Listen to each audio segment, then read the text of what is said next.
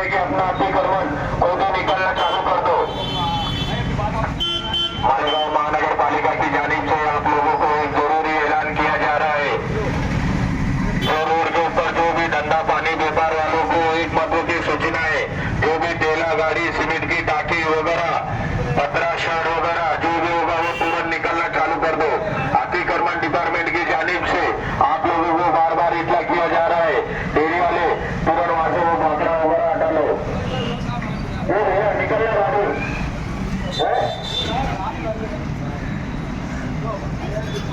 बात पे जैसे करेंगे बोलने का नहीं, ये तुरंत निकलना चालू कर दो। वो सारे भैया वहां से गाड़ी निकाल लो। पब्लिक से गुजारिश है कि अतिक्रमण का काम कीजिए। हटा दिया है, टमाटर हटा दिया है।